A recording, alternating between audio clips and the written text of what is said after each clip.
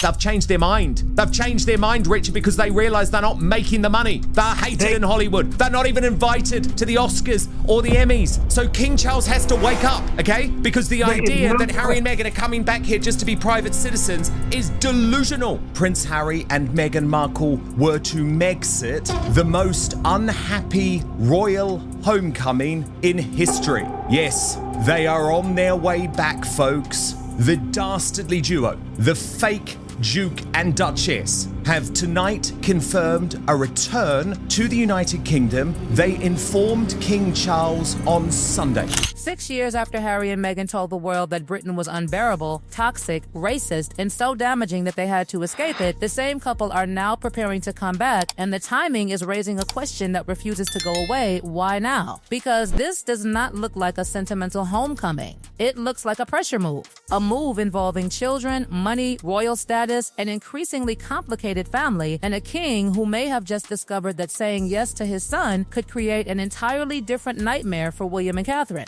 Can you blame him? Absolutely not. They're coming back, not next year, not even in the autumn. They are returning at the end of this month. Harry, Meghan, Archie and Lily are coming back to Britain in the next few days. Their stay is expected to be a lengthy one, several years, because Archie and Lily are going to enter the British education system. 6 years ago, these two stood in front of the world and called this country racist. They said this family broke her, and they said it everywhere in a book on Netflix. Then they took the money and off they went. Now they are coming home. End of this month, vans booked, school places already taken, the lot. So let me ask the question every person in Britain woke up asking on Thursday morning. How dare you? The story landed just before 10:00 on Wednesday night, and by midnight the whole thing had gone up like a chip pad. What have we always said? The biggest risk, P. Dinah, for Prince Harry is to want to leave that woman while they are in California, because she would get custody of the children and he would not be able to return. So there is a lot going on here, P. Dinah, and I think a big part of this is Harry preparing for his post-divorce world, where he has the children in the United Kingdom, because guess what? He's stupid, but when he reads in Vanity Fair, confirmation of a report that I first made, P. Dinah, that his wife is shopping around a post-divorce autobiography, surely that's when you wake up and you say, I can't stay here. I can't stay here. She is setting me up. So he's forcing her. He's forcing her hand. I'm going back with the children. I agree. This is why it was so sudden. This is exactly why it's so sudden. What's Meghan going to do if Harry says, I'm going back with the kids? What is she going to do? He has every legal right to go back with these children. Meghan doesn't want to go, but now her cards have been played. She doesn't have a chance now, because now this is going to be on UK soil. That was the explosion. Not a carefully staged royal announcement, not some warm family photograph, not a tearful reunion engineered to make everybody feel better. A story drops late at night. Details about vans and schools suddenly appear. And within hours, the British conversation is no longer about whether Harry and Meghan might return. It is about whether the country is supposed to simply accept it. And across the Atlantic, the reaction was just as brutal. Megyn Kelly fired back. Meghan McCain did not even bother pretending to be diplomatic. Lee Cohen looked at the headline and reduced the entire mood to one word: Armageddon. That word matters because this is no longer merely a family dispute. The story being painted is one of two royal worlds potentially colliding on British soil. So there is a Megyn Kelly wrote straight back at him from the other side of the Atlantic. We've done our time here, my dear friend. Meghan McCain didn't bother being polite about any of it. They could never hack it here. She said, nobody gives a damn about D-list royals. Good luck to our friends in the UK. They're your problem now. Lee Cohen looked at the headline and posted one word: Armageddon. Nobody rang round first to agree on that. That is what an entire country landing on one verdict inside an hour looks like. Then came the numbers. A poll supposedly showing overwhelming opposition to the return. An avalanche of comments. And buried underneath all the noise was one message that became almost symbolic, William. Stand strong. That is where this story becomes much bigger than Harry and Meghan.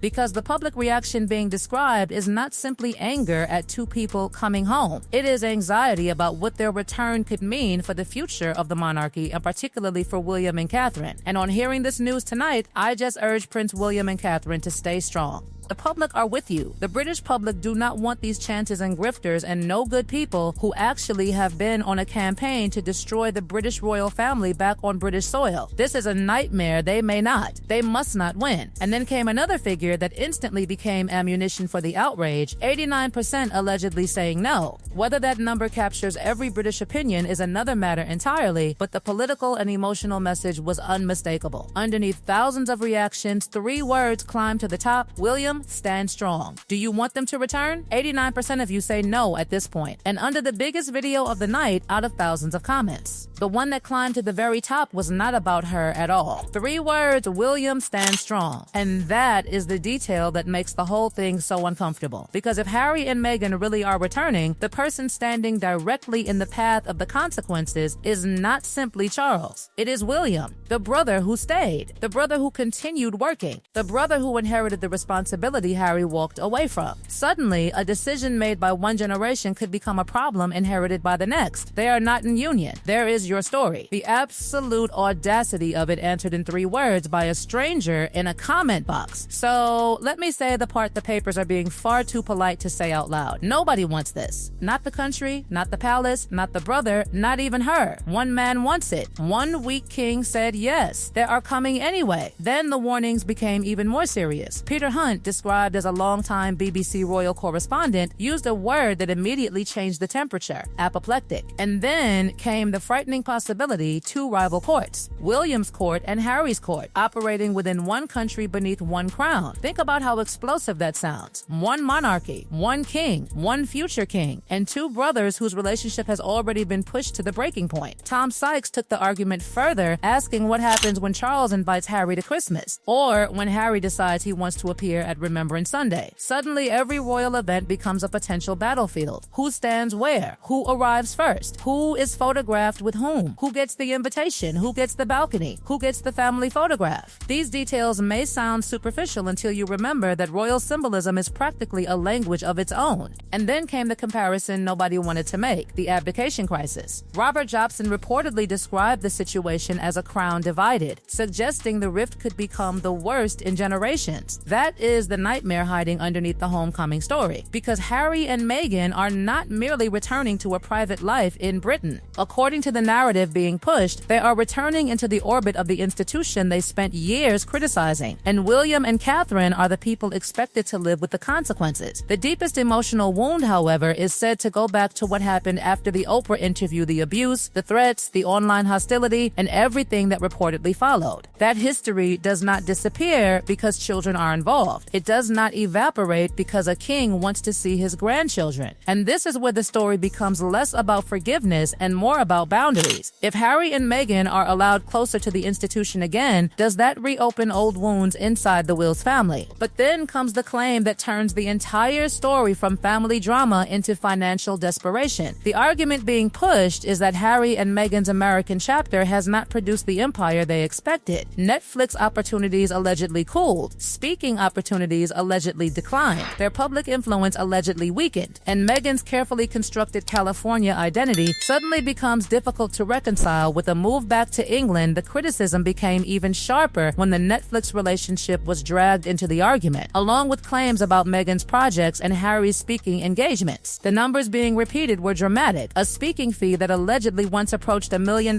falling toward $50,000, while opportunities supposedly became harder to find. Whether every figure tells the complete story is another question, but the broader narrative is unmistakable. Their American strategy was supposed to create independence. Instead, critics argue that it created dependence on the very royal connection they claim they no longer needed. And Meghan's brand becomes especially vulnerable under that scrutiny because the entire pitch depends on California glamour. How do you sell California from a rented house in England? How do you maintain the image of the unstoppable global entrepreneur while rebuilding a life in the country you spent 6 years criticizing? That contradiction is impossible to ignore. Then another uncomfortable moment appeared. One defender went on television insisting that Harry and Meghan were the couple who were truly in love, while suggesting William and Kate were somehow a different story. The host immediately pushed back, making the point that the Prince and Princess of Wales were very much in love. It was supposed to be a defense of Harry and Meghan, but instead it became another example of how difficult the argument now is to maintain. The more aggressively their supporters attack William and Catherine,